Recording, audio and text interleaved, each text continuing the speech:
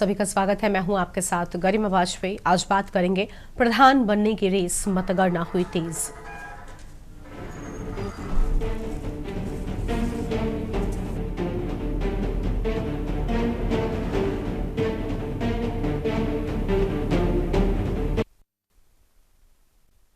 किसी भी लोकतंत्र का अहम भाग होता है चुनाव, और जो कि भारत दुनिया का सबसे बड़ा लोकतांत्रिक देश है, जहां एक त्योहार के रूप में चुनावों को मनाया जाता है। चुनाव प्रक्रिया से ही देश के कोने कोने में सुशासन, कानून व्यवस्था और पारदर्शिता जैसी चीजों को बढ़ावा मिलता आया है। और अच्छे विकास और आम लोगों के हित के लिए चुनाव व राजनीति का होना बहुत ही जरूरी है। एक चुनाव ही है जिसके माध्यम से आम नागरिक अपने मतदान के जरिए अपने हित के अनुसार अपना नेता चुनता है। भिन्न भिन्न प्रकार से समय समय पर अवधि के साथ ही चुनाव होते हैं। लोकसभा, राज्यसभा, राज्य विधानसभा, विधान परिषद व भारत के राष्ट्रपति, उपराष्ट्रपति के चुनाव प्रमुख होते हैं। देश से लेकर किसी भी राज्य की सरकार को चुनने के लिए चुनाव बहुत जरूरी है। बात करें राज्य की, तो कई वर्षों के आंदोलन के बाद साल 2000 में उत्तर प्रदेश से निकलकर उत्तराखंड राज्य बना था। 2000 से 2006 तक ये उत्तरांचल के नाम से जाना जाता था। जनवरी 2007 में स्थानीय लोगों की भावनाओं को ध्यान में रखते हुए राज्य का आधिकारिक नाम बदलकर उत्तराखंड कर दिया गया। राज्य से लोकसभा के लिए 5, राज्यसभा के लिए 3 और विधानसभा के लिए 71 सदस्य चुने जाते हैं, क्योंकि उत्तराखंड एक पहाड़ी व ग्रामीण क्षेत्र भी है और हजारों गांवों के लोगों का रहन सहन इन क्षेत्रों में लंबे समय से हो रहा है। ऐसे में उनको भी उनके हक के अनुसार उनकी बातों को समझने और समय समय पर सरकारी सहूलतें लोगों तक पहुंचाने वाले एक नेता, या कहें तो एक प्रधान की जरूरत होती है, जिसको चुनने के लिए ऐसे ग्रामीण क्षेत्रों में पंचायत चुनाव मुख्य मार्ग होता है। बात करें पंचायत राज संस्थाओं के प्रथम आम चुनाव वर्ष 2003 में राज्य के 12 जिलों में कराए गए। इसके बाद 2008 और 2014 में पंचायत चुनाव कराए गए।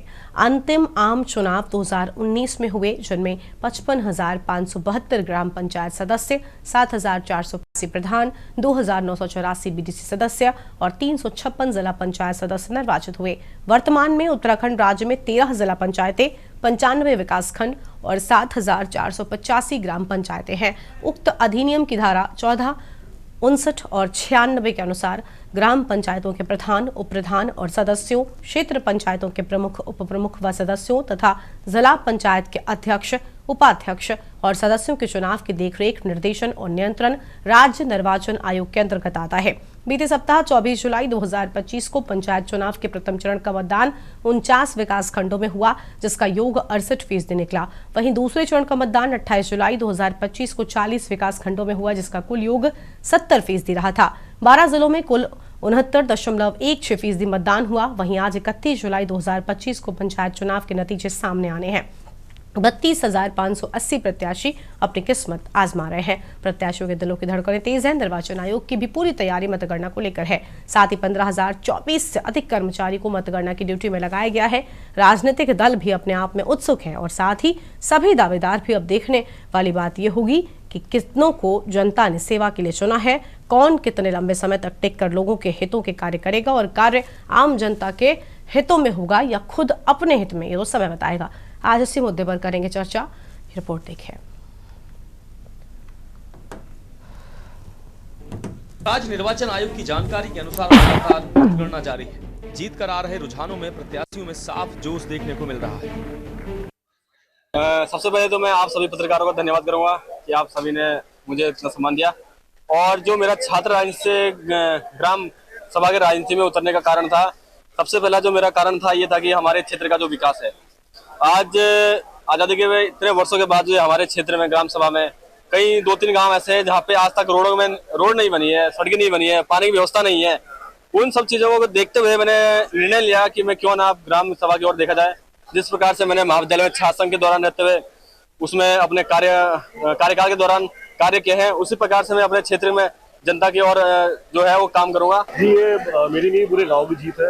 एक परिवर्तन की लहर चल रही थी गांव में और जनता बदलाव चाह रही थी, तो उसी वजह से जो हमें जीत मिली है, इसी वजह से मिली है। और हमारी सबसे पहले प्राथमिकता ये रहेगी कि जो गरीब तबका है उस तक सारी योजनाओं का लाभ मिले, और जो योजनाएं पहुंच नहीं पा रही थी पहले और जो वजह से पहले लोगों का आक्रोश था, वो सब हम सही कर पाए और जनता तक सीधा लाभ पहुंचा पाए सरकारी योजनाओं। जी, महिला और युवाओं के लिए काफी कुछ सोचा हुआ है स्वयं समूह बनाने का और युवाओं को एक खेल की तरफ मोड़ने का, क्योंकि नशे में युवा बहुत जा रहा है, क्योंकि खेल की तरफ प्रोत्साहन करने के लिए हमने काफी कुछ चीज सोची हुई है। ये सड़कें हैं, नाली हैं, स्वस्थ है, रोड हैं, इनका मतलब वो करना चाहिए, सुधार करेंगे। हॉस्पिटल मतलब जो हमारे गांव की प्रधानों की वो है, जैसे हमारे नाली में कचरा रहता है, रोड नहीं बन पाता, रोडों का ध्यान रखना, रोड साफ करवाएं हैं। और डॉक्टर छोटे छोटे बच्चे बेचारे नदी पार कर जाते हैं, उनके लिए मतलब रोडों का इंतजाम हो, और जैसे मतलब कड़ोंजे हैं वो भी सही हो, नाली साफ हो, घास फूस साफ हो। गांव में आने वाले समय में मतलब ये है कि 2027 में ये चुनाव निर्णय करेगा कि आने वाला प्रधान के लिए क्या सुविधा होगी और क्या नहीं होगी। आपको बता दें कि सुबह 8 बजे से मतगणना प्रदेश भर में जारी है। हर तरफ जीत के जश्न में प्रत्याशियों में खुशी की लहर साफ देखने को मिल रही है। वहीं तमाम राजनीतिक पार्टियां भी समर्थन में रहे प्रत्याशियों की जीत को लेकर खुश है और उनको उम्मीद है कि प्रदेश की छोटी सरकार बनने के बाद अग्रिम चुनाव में भी वो जीत का परचम लहराएंगे। ऐसे में देखना होगा कि भविष्य में होने जा रहे 2027 के विधानसभा चुनाव में इन छोटी सरकार की जीत के रास्ते से किसको बड़ी सरकार का सपना सच करने में कामयाबी हासिल होती है। त्रिस्तरीय पंचायत चुनाव के दोनों चरणों का मतदान संपन्न होने के बाद आज ग्राम प्रधान, क्षेत्र पंचायत सदस्य, जिला पंचायत सदस्यों के लिए मतगणना का काम चल रहा है। मैं उत्तराखंड की जनता का आभार व्यक्त करता हूं कि उन्होंने बढ़ चढ़ करके चुनाव में भाग लिया, और प्रशासनिक तंत्र को भी बधाई देना चाहता हूं कि उनके कुशल प्रबंधन से हमारे चुनाव संपन्न होने जा रहे हैं। भारतीय जनता पार्टी ने जिला पंचायत के सदस्यों के लिए अपने समर्थित उम्मीदवार घोषित किए, और आज परिणाम जो अभी तक रुझान आ रहा है उसके अनुसार हम बहुमत से चुनाव जीत रहे हैं। रुझान अच्छे आ रहे हैं, और यहाँ भी देहरादून जिले में भी हमारे रिजल्ट अभी तक ठीक आए हैं, लेकिन कुछ शंकाएं हैं, कुछ आशंकाएं हैं। जिस तरीके से इलेक्शन कमीशन का रुख रहा है वो चिंता में डालने वाला है। दो चीज़ों को लेकर हाईकोर्ट की सख्त टिप्पणी के बाद भी इलेक्शन कमीशन ने कोई एडवाइजरी जारी नहीं की, जिसमें हाईकोर्ट ने धारा 9 की उपधारा 6 और 7 के उल्लंघन की बात कही थी। उस पर कोई इलेक्शन कमीशन ने एक्शन नहीं लिया। उसके अलावा हमने एक पत्र लिखा था इलेक्शन कमीशन को कि कितने कुल मतपत्र छपे, कितने इस्तेमाल हुए, कितने आरओ के पास है और कितने जिले में बचे हुए हैं। तो उसकी एक टेबल बनाकर जो है विपक्षी दलों को या सभी दलों को दी जाए, ताकि उसका मिसयूज ना हो सकता, और जितने बचे उनको एक डबल लॉक में रखने की बात कही थी। लेकिन इलेक्शन कमीशन ने इस बात पे भी कोई एक्शन नहीं लिया है। देखिए, भाजपा ने जिस तरीके से चुनाव कराए हैं उसी प्रकार से मतगणना भी देखी जा सकती है। भाजपा ने पूरे चुनाव में परिस्थितियाँ ऐसी रखी कि ज़्यादा से ज़्यादा मैक्सिमम लोग उसके जीत के आ सकें, दूसरों को चुनाव लड़ने का मौका न मिल पाए। उत्तराखंड पंचायत चुनाव के लिए हुए मतदान का फाइनल आंकड़ा इस बार बढ़ चढ़कर आ गया है। मतदाताओं में चुनाव को लेकर जोश देखने को मिला। प्रदेश में 12 जिलों में 69.16% मतदान हुआ, यानी ग्रामीणों ने गांव की सरकार को चुनने में खासा उत्साह दिखाया। इस चुनाव की खास बात यह रही कि पुरुषों से ज्यादा महिलाओं ने वोटिंग में बढ़ चढ़कर हिस्सा लिया। मतदान प्रक्रिया संपन्न होने के बाद निर्वाचन आयोग आज 31 जुलाई को होने वाली मतगणना की पूरी तैयारियों को लेकर पहले से ही अपना प्लान निर्धारित कर चुकी थी। आपको बता दें कि मतगणना लगातार जारी है, जिसका पूरा आंकड़ा देर शाम तक आएगा। लेकिन जिन प्रत्याशियों का परिणाम आ रहा है वो अपनी जीत का जश्न मना रहे हैं, हारे हुए अपनी कमियों पर मंथन कर रहे हैं। Uttarakhand desk report.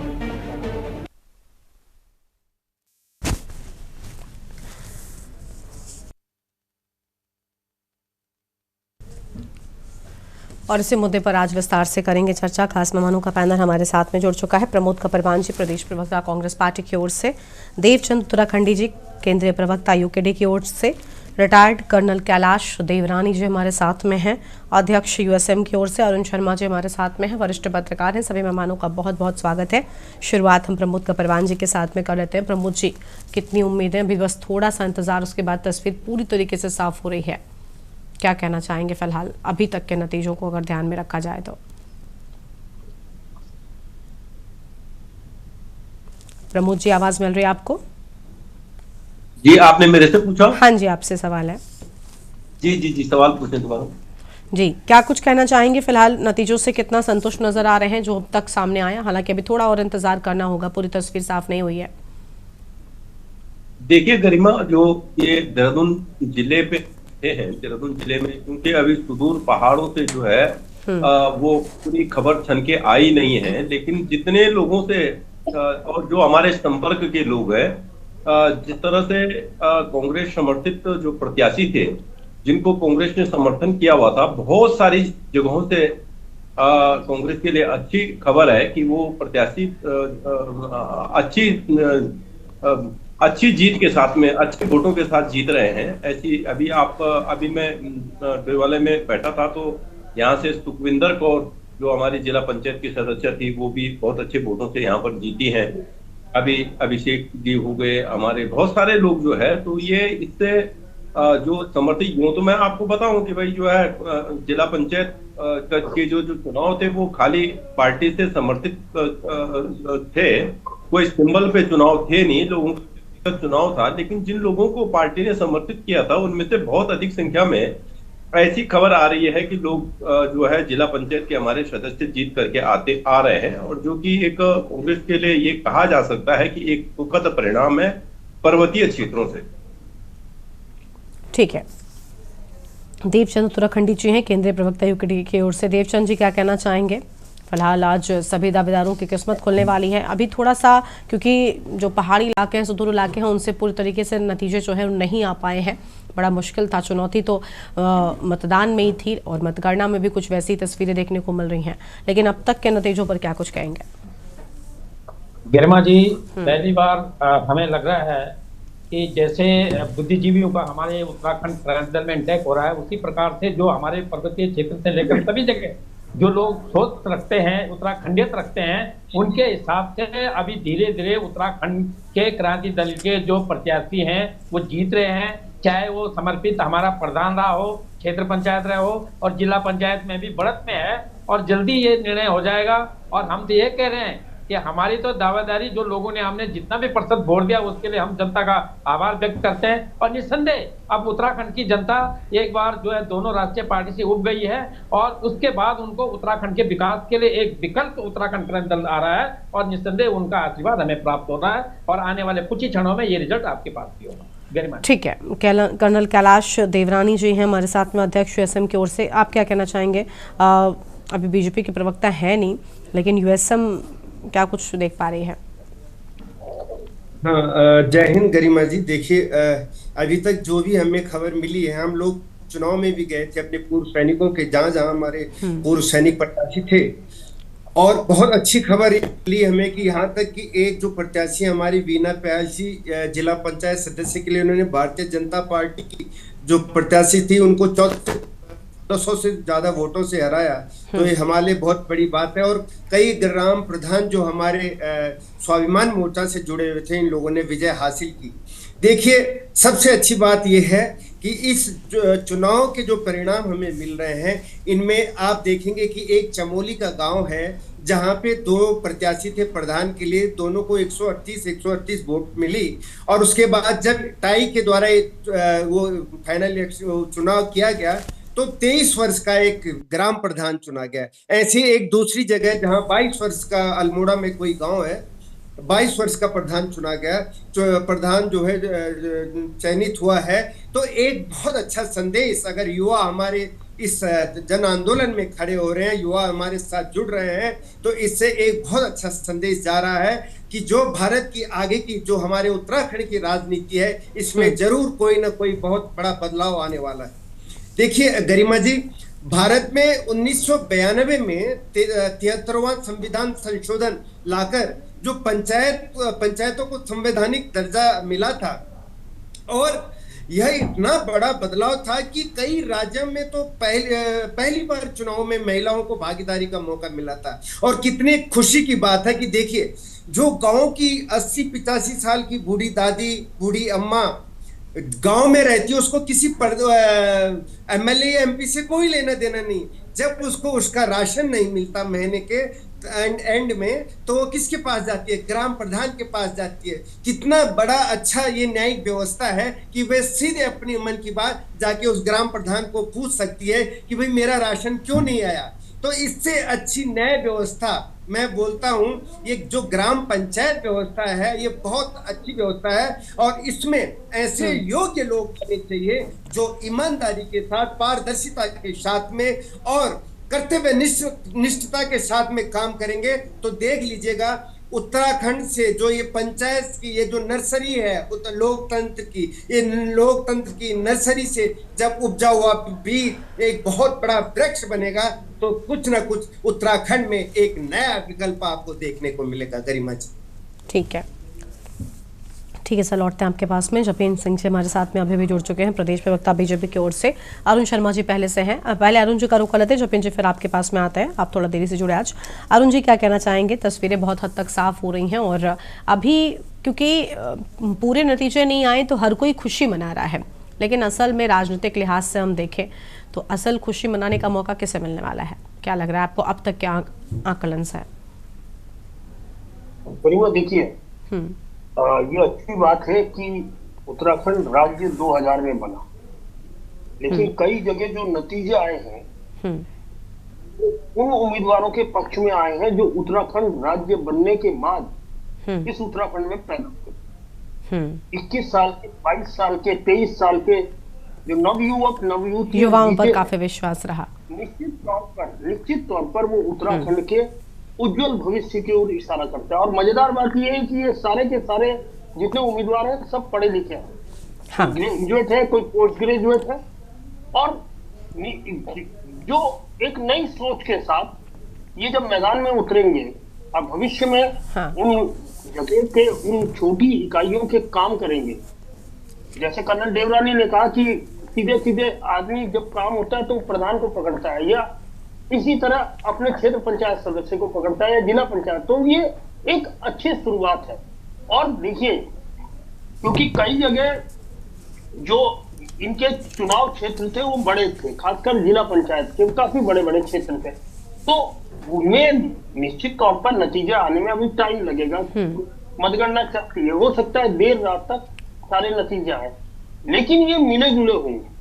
ये कांग्रेस को भी खुशी मनाने का मौका दे देगा, बीजेपी को भी खुशी मनाने का मौका दे देगा, और हमारे देवचंद जी भी खुश हो जाएंगे, यूकेडी के लोग, कि हमारे भी कुछ उम्मीदवार जीते हैं। निश्चित तौर पर सारी जगह सारी पार्टियों ने अपने उम्मीदवार खड़े नहीं किए, सबने अपनी अपनी गणित देखकर वहां या तो किसी निर्दलीय को समर्थन दिया या प्रत्याशी छोड़ दिया है। लेकिन अधिकांश जगह पे जो उम्मीदवार आए हैं वो एक अच्छा रुझान है इस प्रदेश के लिए, मैं कह रहा हूं। और खासकर आने वाले जो विधानसभा चुनाव है 2027 में जो होंगे, एक चीज और गरिमा महत्वपूर्ण है, क्योंकि 2026 में जब पुनर्गठन का काम शुरू होगा तो निश्चित तौर पर लोकसभा स्थिति भी बदलेगी, विधानसभा की बदलेगी भी। कहा जा रहा है कि उत्तराखंड में भी 15 से 20 सीटें बढ़ जाएंगी, तो ये अच्छी बात है। और नए लोगों को भविष्य में और मौका मिलेगा और अवसर मिलेंगे, तो ये उत्तराखंड के भविष्य के लिए मुझे लगता है एक शुभ संकेत है ये चुनाव।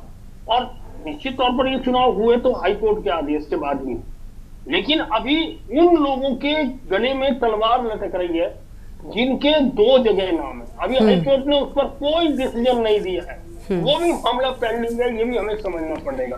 जी गरिमा। ठीक है, लौटते हैं आपके पास में और मेहमान हैं, उनके साथ अपनी चर्चा को हम आगे बढ़ाएंगे, लेकिन उससे पहले देवभूमि के दंगल में एक छोटे से ब्रेक के लिए यहाँ पर रुकते हैं, फौरन हाजिर होंगे। आप देख रहे हैं के न्यूज, खबरों का सारथी। ये है ना सर,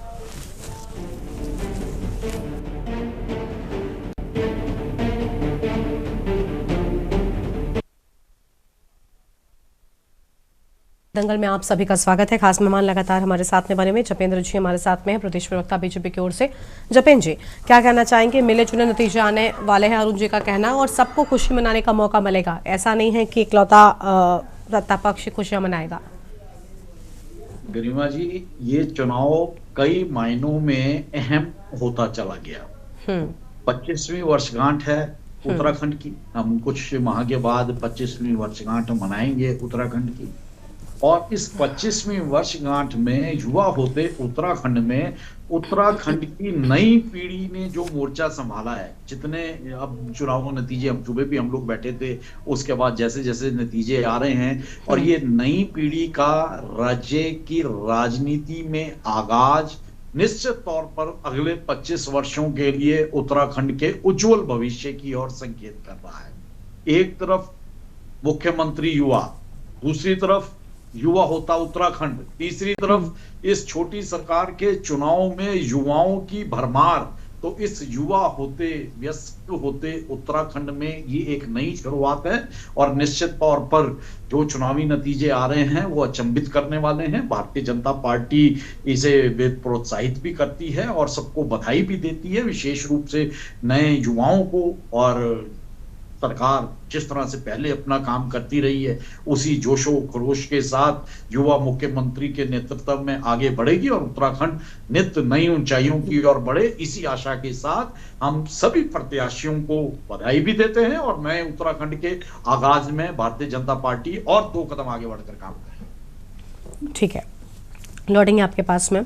अरुण जी का एक बार फिर से रुख करेंगे। अरुण जी, बहुत अच्छी बात ये आपने कही कि देखिए, क्योंकि युवा होता उत्तराखंड और इसमें युवाओं की भागीदारी राजनीति को एक नया रुख जरूर देगी, और बहुत ज़रूरी होता है युवाओं का राजनीति में आना, खासतौर पर पढ़े लिखे युवाओं का। लेकिन बड़ी बात यह, अगर राजनीतिक लिहाज से हम देखें, इस बार पंचायत चुनाव शुरू नहीं हुए थे, इस बात से ही विवाद शुरू हो गया कि भाई समय पर शुरू क्यों नहीं हुए। उसके बाद जब शुरू हुए तो ये विवाद हुआ कि ऐसे वक्त पर हो रहे हैं, मौसम की दुश्वारियां होंगी, बहुत सारी चुनौतियां होंगी, विपक्ष ने खूब सारी आवाज़ें उठाई। लेकिन अब जनता ने जब मतदान हुआ उस दौरान बिल्कुल साफ कर दिया कि उन्हें वाकई पंचायत चुनाव में भागीदारी दिखानी थी, और आमतौर पर इतना मत प्रतिशत तो अन्य बड़े चुनावों में भी नहीं जाता जितना पंचायत के चुनावों में गया। यानी मैसेज बिल्कुल साफ था कि लोगों को अपने आसपास के माहौल की, अपने आसपास पड़ने वाले कामों की चिंता है।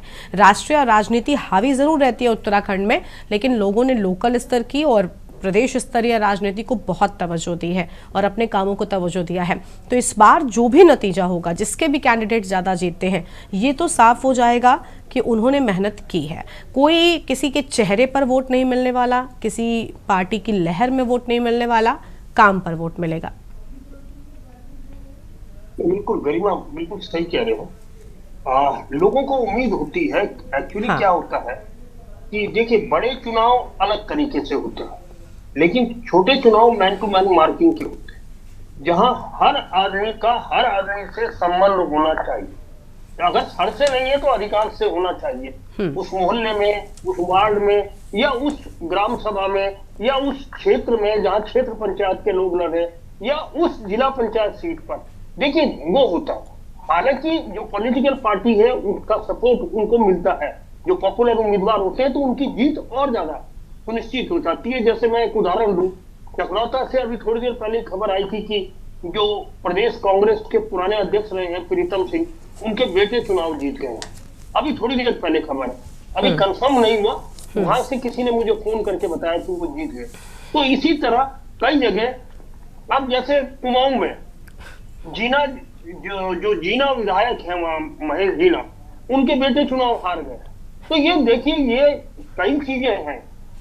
जो मैं ये कह रहा था, आपने भी कहा, देवरानी जी ने भी कहा कि नहीं बच्चे ही कहेंगे हम उन्हें, कि जो उत्तराखंड बनने के बाद पैदा हुआ और जीत गए।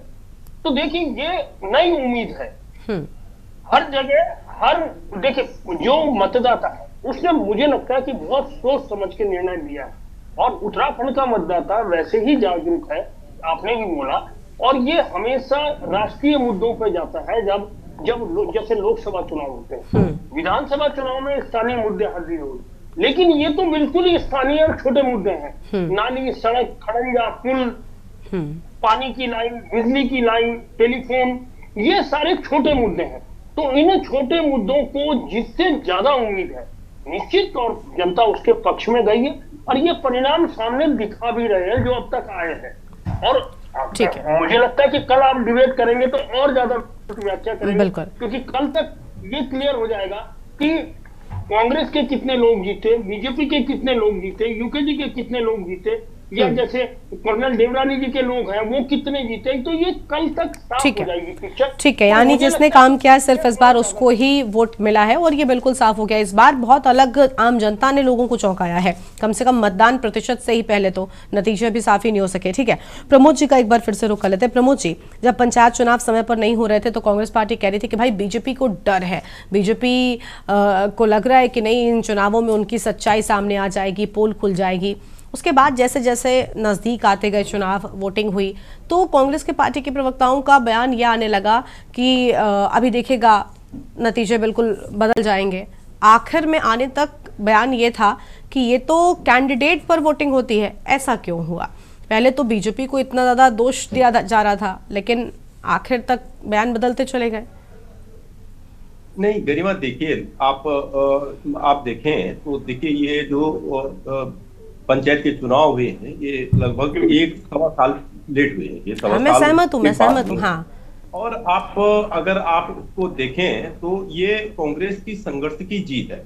कांग्रेस लगातार सरकार से मांग करती रही कि भाई आप जो है पंचायतों के चुनाव करवाओ। मैं सहमत हूँ। सुनिए, मेरा सवाल आपने थोड़ा सा नहीं समझा। मैं इस बात से सहमत हूँ कि पंचायत चुनाव देरी से हुए, कांग्रेस लगातार विरोध कर रहा था कि भाई क्यों हुआ, कांग्रेस सवाल भी पूछ रहा था। लेकिन मेरा सवाल ये नहीं था, हम लगातार शुरुआत से चर्चा कर रहे हैं, जब चुनाव नहीं हो रहे थे तब से भी कांग्रेस पार्टी के प्रवक्ता बैठते रहे हैं, तब ये कहा जाता था कि भाई बीजेपी चुनाव होने नहीं दे रही क्योंकि उसको डर लगता है कि कहीं ऐसा ना हो उसकी सच्चाई सामने आ जाएगी, नतीजों के लिहाज से पोल खुल जाएगी, उनके लिए सेमीफाइनल है भी समझ में आ जाएगा कि जनता का मूड बदल चुका है।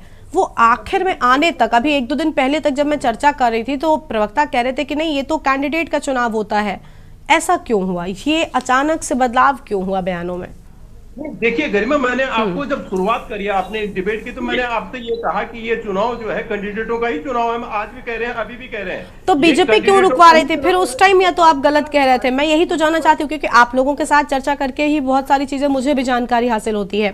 तो मैं जानना चाहती हूँ कि फिर उसमें बीजेपी आखिर क्यों रुकवा रही थी, बीजेपी का रोल क्या था फिर उस समय पर? हम जो चर्चा कर रहे थे या तो जो आरोप बीजेपी पर लग रहे थे चुनाव देरी से कराने के, वो गलत थे। गरिमा आप ये बताएं ना कि आती हूँ कैलाश जी, आती हूँ। बोलिए प्रमोद जी। प्रमोद जी, मैं इसका जवाब दूं आपको? नहीं, मैं आती हूँ, क्या पहले प्रमोद जी को सुनते हैं। शायद प्रमोद जी की आवाज ठीक तरीके से पहुंच नहीं पा रही, चलिए उनका हम रुख कर लेंगे। प्रमोद जी माफी चाहते हैं, आपकी आवाज नहीं आ पा रही है, हम लौटेंगे आपके पास में। कैलाश जी, आप समझे मेरा सवाल? आप भी चर्चा में कई बार बैठते रहे हैं, और ये बदलाव क्यों होता चला गया?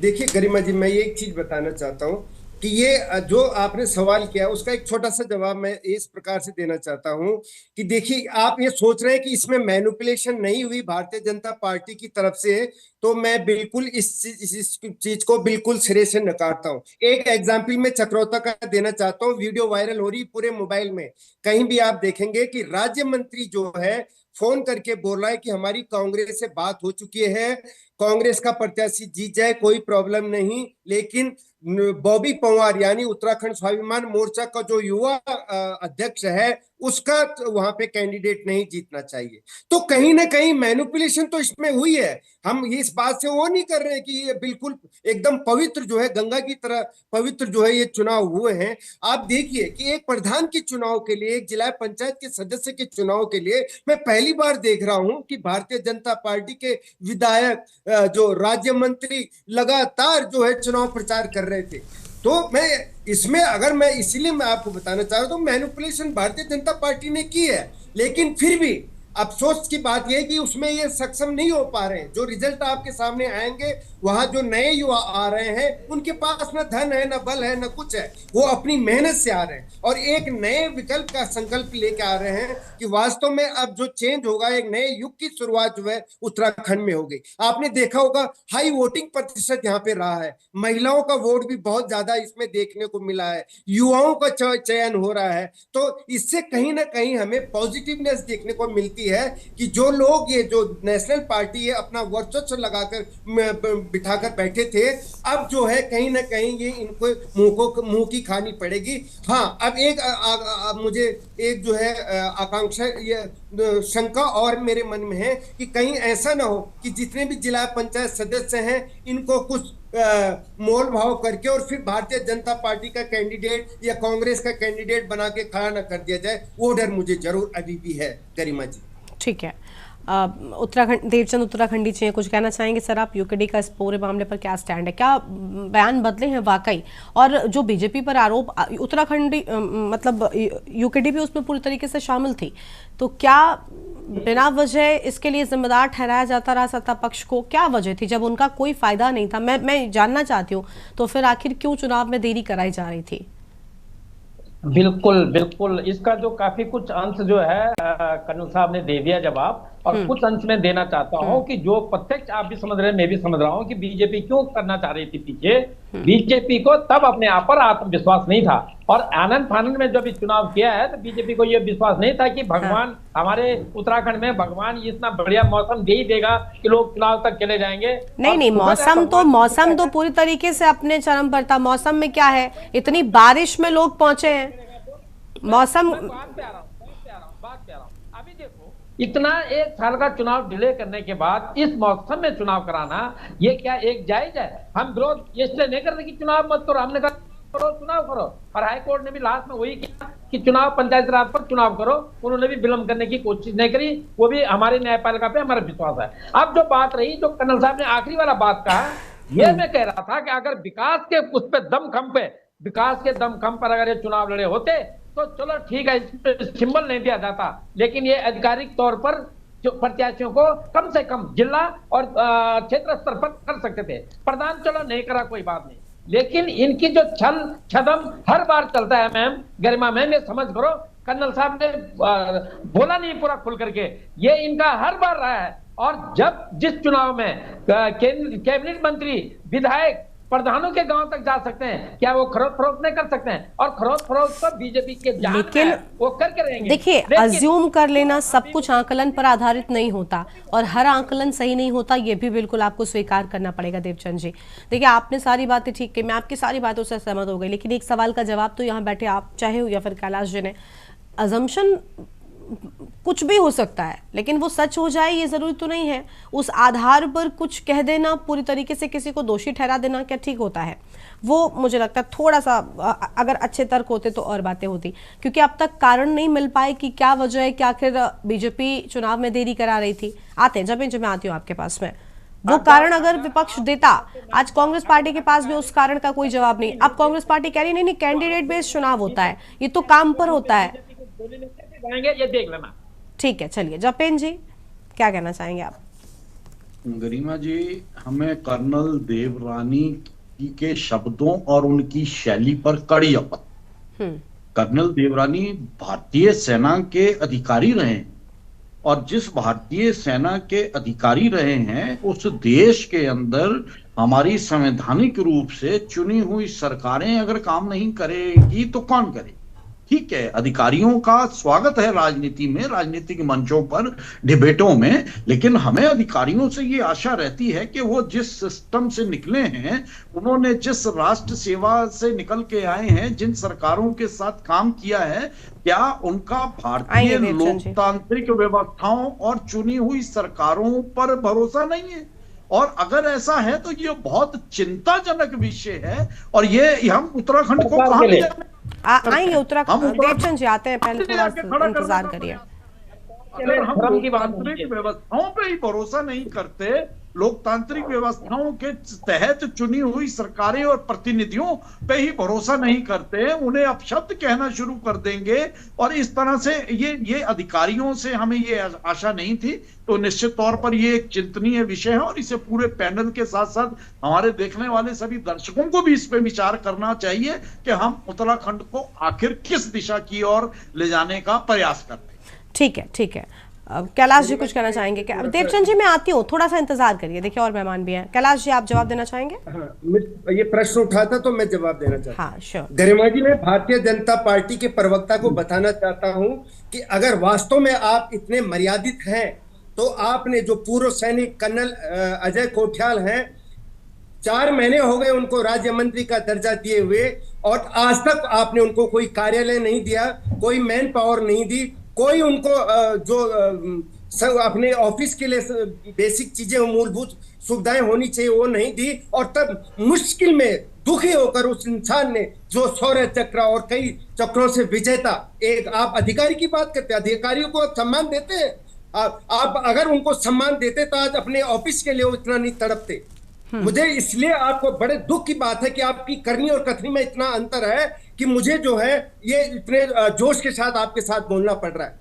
अधिकारी हमेशा हम लोगों ने अपना जो धर्म था सेना में अनुशासन के तौर पे निभाया, उसमें आज तक हमारे ऊपर कोई उंगली उठने का कोई मौका नहीं मिला। लेकिन आज हम आपके खिलाफ बोलते हैं तो आपको बुरा लगता है। आप बताइए क्यों अजय कोठियाल के साथ ये अत्याचार आपके द्वारा किया गया? अभी तक क्यों भारतीय जनता पार्टी ने उनको कार्यालय नहीं दिया? राज्य मंत्री का दर्जा इसलिए दिया, देखा उन्होंने जब देखा कि उत्तराखंड में जो है पूर्व सैनिक नाराज हो रहे हैं तो वोट बैंक को बनाने के लिए उनको एक छोटा सा राज्य मंत्री का दर्जा दिया गया। क्या वो इसी लायक थे?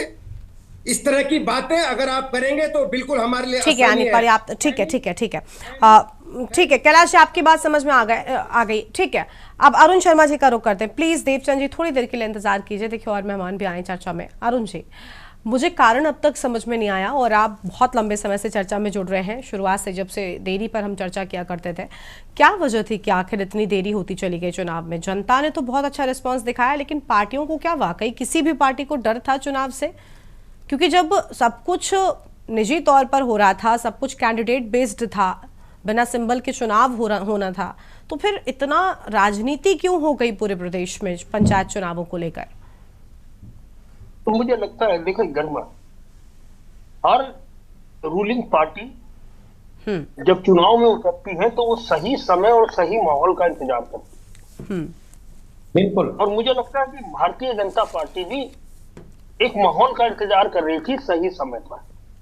और उस समय पर भी तो सवाल उठे थे, उस समय पर भी तो सवाल उठे थे। और ऐसा तो नहीं था कि बरसात का मौसम था तो ये मौसम सिर्फ कांग्रेस वाले वोटर्स के लिए था या यूकेडी के वोटर्स के लिए था। बीजेपी वाले सेफर साइड जाते, बिना बारिश के उन्हें पहुंचना होता मतगणना स्थल तक। कोई पार्शियलिटी तो थी नहीं, वो स्थितियां सबके लिए थी।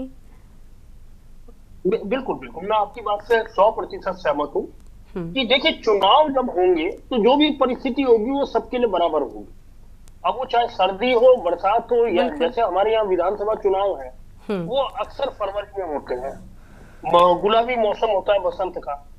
या जैसे हम बात करें अगर लोकसभा चुनाव की, तो लोकसभा चुनाव मई जून में होते हैं तो वो गर्मी का मौसम होता है। अब अगर ये चुनाव बरसात में आ गए तो वो स्थिति सबके लिए बराबर थी, उससे किसी को कोई लाभ या हानि नहीं होनी थी। लेकिन कैंपेन का सवाल था, कौन पार्टी कितने मजबूती से अपने कैंपेन को चला सकती है। और देखिए भारतीय जनता पार्टी और कांग्रेस के पास विधायक भी है, कांग्रेस के पास तो पूर्व मुख्यमंत्री मंत्री भी है, और ऐसे ही भारतीय जनता पार्टी के पास है। तो देखिए पार्टियां जब चुनाव लड़वाती है तो कोई कसर नहीं छोड़ती। हर पार्टी ने अपने कैंडिडेट को जिताने के लिए पुरजोर कोशिश करी, पुरजोर जोर लगाया। अब उसमें वो कौन सी चीजें, देखिए चुनाव में हर तरह की चीजें चलती है। अब हम बहुत ज्यादा नैतिकता की बात करें तो आज की तारीख में वो बेकार है, मैं बहुत स्पष्ट कह रहा हूं, क्योंकि ये छोटे चुनाव है। अब जब ये चुनाव की शुरुआत शुरू हुई थी तो कई जो संभावित उम्मीदवार थे उन्होंने उसी टाइम से सामान बांटना शुरू कर दिया था। कई जगह से हमारे पास खबर आई कि वहां ये साड़ियां बढ़ गई या सिलाई मशीन बढ़ गई या और चीजें बढ़ गई। तो ये देखिए हर पार्टी जितनी उसकी क्षमता होती है उसके हिसाब से चुनाव लड़ती है, और इसी धीरे धीरे चुनाव महंगे होते जा रहे। एक जमाने में जो चुनाव 10,000 रुपए में ग्राम प्रधान का हो जाता था, आज वो लाखों में चला गया। और यही स्थिति क्षेत्र पंचायत और जिला पंचायत की भी है, विधानसभा और लोकसभा की भी है। लोकसभा का कोई चुनाव आज की तारीख में 10 करोड़ रुपए से कम नहीं बैठता। अब हम उसके ऊपर से नैतिकता की बात करें, अब नैतिकता नहीं है, जनता भी ये चाहती है कि उसे चुनाव में कुछ मिले। तो ये सारी परिस्थितियां हैं, और उन परिस्थितियों में देखिए निश्चित तौर पर किसी कारण से वो देर हुई चुनाव में, लेकिन आखिरकार वो चुनाव हुए तो। अब उस टाइम कांग्रेस का ये कहना पहले कि चुनाव नहीं हो रहे, चुनाव नहीं हो, और जब हो रहे तो अब क्यों हो रहे, नहीं होना चाहिए। तो देखिए वो विधवा विलाप भी नहीं होना चाहिए, बहुत स्पष्ट होना चाहिए। अगर चुनाव है तो हम राजनीतिक पार्टी के तौर पर मैदान में जाएंगे और मजबूती से चुनाव लड़ेंगे। अब वो जीत हार वो अलग मैटर है, वो किसी ना किसी की जीत होगी, किसी ना किसी की हार है, लेकिन चुनाव हुए और पूरे सौहार्दपूर्ण तरीके से हुए। जिस तरह हमने पहले चर्चा की, नौजवानों जीत के आए हैं, नई पीढ़ी जीत के आई है, और उससे इस उत्तराखंड के भविष्य को बहुत ज्यादा उम्मीद हुई है। गरिमा, ठीक है, लौटते हैं आपके पास में। देवचंद उत्तराखंडी जी कुछ कह रहे थे। देवचंद जी बताइए। गरिमा जी, मैं ये कह रहा था, वैसे मेरी सारी बातों को अरुण जी ने बिल्कुल स्पष्ट भी कर दिया है, लेकिन फिर भी मैं एक चीज कहना चाहता हूं, जो उन्होंने कह दिया कि सत्ता पक्ष अपना मौका देखता है। ये मौका हम वैसे ही देखते हैं कि जैसे नोटबंदी के टाइम पर नोटबंदी होगी, आम जनता परेशान है और बीजेपी के नेताओं के पास में छपे नोट घर के अंदर मिल रहे हैं। इस प्रकार की तैयारी के लिए विरोध था, और अब इसी वजह से देरी भी थी। मैं भी एक सैनिक आदमी हूँ, कुंवर जपेंद्र साहब की बात को सिरे से खारिज करता हूँ कि इनकी बात को हम सहते रहे। हमारी बहन अंकिता भंडारी की हत्या हो जाए और इनके आदमियों का नाम भी आगे आ जाए, तब भी ये काम न करें और हम सहते रहे। हम सैनिक, हम सहते नहीं। दूसरा, हमारे सैनिक भाई के बेटे बुटोला जी को, रवि बुटोला को मार दिया जाता है और हम चुप रहे। हमारे सैनिक भाई को बाद एसपीडी से आगे खत्म कर दिया जाए, 15-20 गुंडे आकर के, और हम खत्म रहे। कुंवर जपेंद्र जी शुक्र करो कि अभी तक सैनिक सारे इकट्ठा एक तरफ नहीं आए हैं। अभी भी आपके कुछ बीजेपी में कुछ हित बंटे हैं, जिस दिन एक तरफ आ जाएंगे आप हाशिए पे होंगे और कुंवर जपेंद्र जी का कहीं नाम नहीं होगा। तो गलती से भी हमको ये कहकर मत लताड़ना कि सैनिकों को हम पर विश्वास नहीं है। आपने विश्वास हमको, तो कहने का मतलब ये है कि हमको लताड़ने की कोशिश नहीं करना। हम भी सैनिक अधिकारी हैं और हमने बहुत सा है बीजेपी का उत्तराखंड में, और अब उत्तराखंड में बीजेपी का क्या असर होगा ये इस चुनाव से शुरू हो गया। ठीक है, जपेन जी कुछ कहना है। जपेन जी आपका जवाब देना चाहते हैं, मुझे लगता।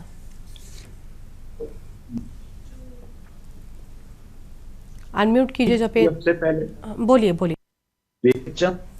पंडित जी की तो भाषाशैली बहुत अच्छी थी, इनके ऊपर तो किसी ने सवाल ही नहीं उठाया।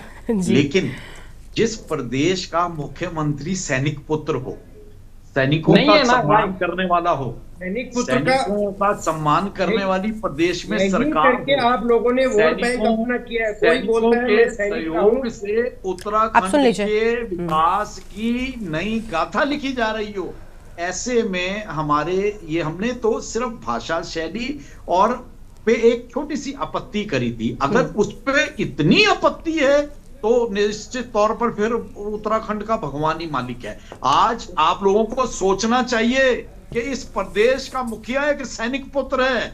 आज इस प्रदेश के विकास में सैनिकों का जो योगदान है उसे भूला नहीं जा सकता। लेकिन अगर कुछ लोग केवल और केवल राजनीति और दूषित राजनीति का प्रयास करेंगे तो निश्चित तौर पर सवाल उठेंगे। आज इस प्रदेश में सैनिकों के सम्मान में सरकार कैलाश जी मैं इसके बाद आपके पास आती हूँ। दोनों एक साथ बोलेंगे तो आवाज नहीं आती, एक एक करके बोलिए प्लीज।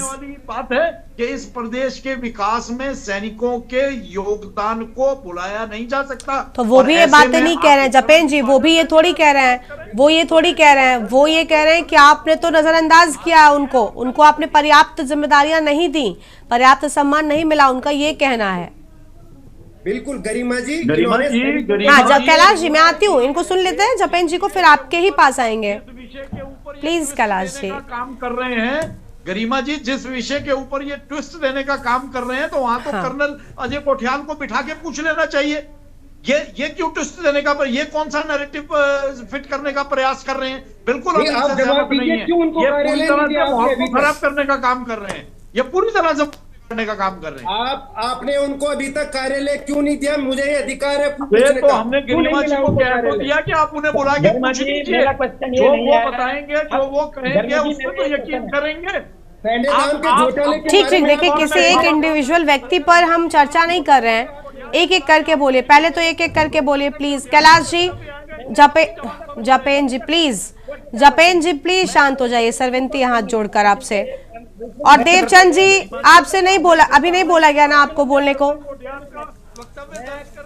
प्लीज आप दोनों शांत हो जाइए। कैलाश जी आप बोलिए। कैलाश जी ठीक है। जपेन जी अब हो गया सर, प्लीज विनती है शांत रहिए। देवचंद जी अभी आते हैं, please sir, please sir.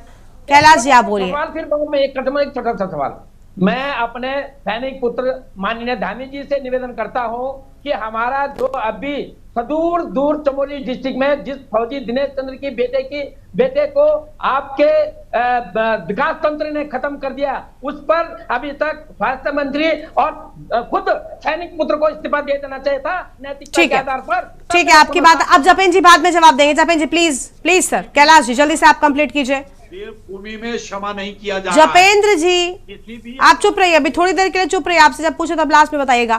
Kailash ji आप जल्दी बोलिए सर।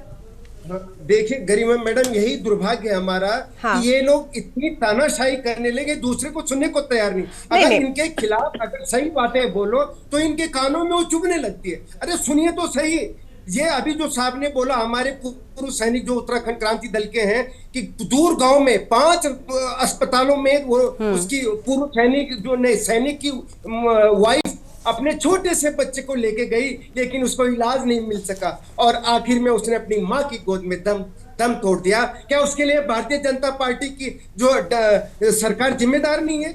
मूलभूत सुविधाएं नहीं आज और ये बड़ी बड़ी बातें करते हैं यहाँ पे। ठीक है, तो इसके लिए बताइए इनको जिम्मेदारी लेनी नहीं होगी? ठीक है ठीक है ठीक है ठीक है। आते हम जपेन जी आपसे आखिरी में जवाब लेते हैं जल्दी से, छोटी सी प्रतिक्रिया अरुण जी की, उसके बाद जपेन जी आपसे ही जवाब लेंगे। अरुण जी आप बताइए। जपेन जी थोड़ा इसके बाद लास्ट रिएक्शन आपका होगा। अरुण जी पूर्व सैनिकों को, क्योंकि प्रदेश के साथ सैनिकों को लेकर काफी चीजें जुड़ी रही हैं, बड़ी संख्या में चाहे आर्मी में कह लें हर एक जगह पर उत्तराखंड से लोग पहुंचे हैं और उनको पर्याप्त सम्मान न मिलने का आरोप जो लग रहा है, क्या वाकई ठीक है? क्योंकि समय समय पर इस तरीके की चीजें होती रही हैं, या तो सैन्य धाम बनने तक की बात हो रही है, लेकिन क्या राजनीति में उतना पर्याप्त जगह नहीं मिली? तो देखिए गरिमा, ये कहना तो बिल्कुल गलत होगा। अगर राजनीति में जगह नहीं मिलती तो उनको दायित्वधारी का दर्जा नहीं मिलता और दायित्वधारी बनाया है तो कहीं ना कहीं उनका जो पूर्व सैनिक के नाते सम्मान है और जो उनके काम है उस नाते जो उनका सम्मान है उसका पुरस्कार दिया गया, उसका सम्मान किया गया। तो ये कहना मुझे लगता है कि ये सही नहीं है। देखिए और मुझे लगता है कि ये चीजें अगर मैं जपेंद्र भाई से बिल्कुल सहमत हूँ कि इसका जवाब कर्नल कोठियाल से ही पूछना चाहिए और मुझे लगता है कि कर्नल कोठियाल कतई नहीं बोलेंगे, क्योंकि कर्नल कोठियाल कई रास्तों उनसे होते हुए आज भाजपा में है और भाजपा में उनको भविष्य दिख रहा है, इसीलिए वो तमाम रास्ते छोड़कर भाजपा में आए हैं और उसमें कोई बुराई भी नहीं है। अगर कोई अपना भविष्य देख रहा हो तो मुझे नहीं लगता बुराई है। आज कई लोग ऐसे हैं जो पहले हम डिबेट में कांग्रेस की तरफ से बैठते हुए देखते थे, आज भाजपा की तरफ से बैठते हुए देखते हैं। भाजपा में कई लोग ऐसे थे जो आज कांग्रेस की तरफ से बैठते हुए दिख रहे हैं। तो उसमें देखिए हर आदमी अपना भविष्य तलाशता है। अगर कर्नल कोठियाल भी भाजपा में भविष्य देख रहे हैं तो उसमें बुराई क्या है? अच्छी बात है। ये तो आज की तारीख में हर आदमी फायदा देख रहा है, नुकसान क्यों उठाना चाह रहा है? ठीक है ठीक है। जपेन जी अब बताइए, आप आरोप लगाया गया आप पर देवचंद जी की भी ओर से और कैलाश जी की भी ओर से। निश्चित तौर पर जो ये स्वास्थ्य सेवाओं की वजह से जो ये घटनाक्रम हुआ है या पूर्व में भी हुए हैं, निश्चित तौर पर उनके प्रति सबके प्रति हम संवेदनाएं व्यक्त करते हैं। देवभूमि के अंदर निश्चित तौर पर हम ये मानते हैं कि स्वास्थ्य सेवाओं में कहीं ना कहीं इन खामियों की सुदूर हमारे पर्वतीय क्षेत्र, देखिए जिला देहरादून, हरिद्वार और उधम सिंह नगर के कोई इशू नहीं है इस तरह के, और पूरा उत्तराखंड इन 3 जिलों में नहीं बसता। ये हम बार बार कहते हैं, सरकार में होने के बाद कहते हैं, सरकार समझती है। माननीय मुख्यमंत्री जी ने सुबह ही इस पे एक्शन लिया है। हम ये मानते हैं कि उत्तराखंड के सुदूरवर्ती क्षेत्रों में स्वास्थ्य सेवाएं उतनी बेहतर नहीं है जितनी आवश्यकता है, और कहीं ना कहीं उत्तराखंड की अवधारणा और सुदूर पर्वतीय जनपदों में, बॉर्डर क्षेत्रों के गांवों में अगर हमारे बुजुर्गों को, महिलाओं को, बच्चों को स्वास्थ्य सेवाओं की वजह से इस तरह के घटनाक्रम का शिकार होना पड़ता है तो ये वास्तव में हमारे लिए बहुत चिंताजनक विषय है, सरकार के लिए चिंताजनक विषय है, और इन्हीं प्रयासों के लिए सरकार वचनबद्ध है। माननीय मुख्यमंत्री निरंतर मॉनिटरिंग कर रहे हैं। आज सुबह भी इस घटनाक्रम को लेकर उन्होंने इमीडिएट मजिस्ट्री जांच के आदेश दिए और उसके बावजूद ये सिर्फ जांचों तक और आदेशों तक हम सीमित नहीं है। ये हमारे लिए एक बहुत बड़ा चैलेंज है कि अगर दूसरी बार प्रदेश के अंदर भारतीय जनता पार्टी की सरकार बनी है और अगर ऐसे में हमारे सुदूर पर्वतीय क्षेत्रों में बेहतर शिक्षा और स्वास्थ्य को हम बहाल ना कर पाए तो निश्चित तौर पर कहीं ना कहीं हम प्रदेश के प्रति बहुत बड़ी हमारी जवाबदेही होगी। और हम यकीन दिलाते हैं कि सुदूर पर्वतीय क्षेत्रों में बेहतर शिक्षा और बेहतर स्वास्थ्य सेवाएं पहुंचाना ही भारतीय जनता पार्टी की सरकार का एकमात्र उद्देश्य है, माननीय मुख्यमंत्री युवा मुख्यमंत्री का उद्देश्य है। और निश्चित तौर पर आज हमें सवाल सुनने पड़ रहे हैं और निश्चित तौर पर अगर ऐसे घटनाक्रम होते हैं हम ऑन स्क्रीन बोल रहे हैं, लेकिन ये भारतीय जनता पार्टी की सरकार का वायदा है, युवा मुख्यमंत्री का प्रदेश से वायदा है कि सुदूर पर्वतीय क्षेत्रों में बेहतर शिक्षा और स्वास्थ्य को स्थापित करना भारतीय जनता पार्टी की सरकार का, युवा मुख्यमंत्री का एकमात्र उद्देश्य है। ठीक है, देखिए उम्मीद यही है कि जब नतीजे सामने आएंगे तब सच सामने आएगा और किसे कितना विश्वास दिखाया और किसे इस बार सत्ता से बाहर जाने का रास्ता दिखाया है जनता ने, ये तो खैर नतीजों के साथ ही साफ हो जाएगा। थोड़ा और इंतजार करना होगा। शुक्रिया आप सभी मेहमानों का हमारे साथ चर्चा में आने के लिए, अपनी बात रखने के लिए। पंचायत चुनाव के नतीजों का दिन है, आज जनता ने किस पर विश्वास दिखाया है ये नतीजों के साथ साफ हो जाएगा। लेकिन बड़ी बात ये कि जब आखिर इन चुनावों के पीछे किसी का फायदा नहीं था तो इन चुनावों को इतना देरी से क्यों कराया गया। देवभूमि के दंगल में आज इतना ही। तमाम बड़ी खबरों के लिए आप देखते रहिए न्यूज़ इंडिया। नमस्कार। गोल्डी मसाले लाए हैं फ्रेश लॉक टेक्नोलॉजी जो रखे मसालों को हर समय फ्रेश। गोल्डी मसाले। आप देख रहे हैं के न्यूज़, खबरों का सारथी।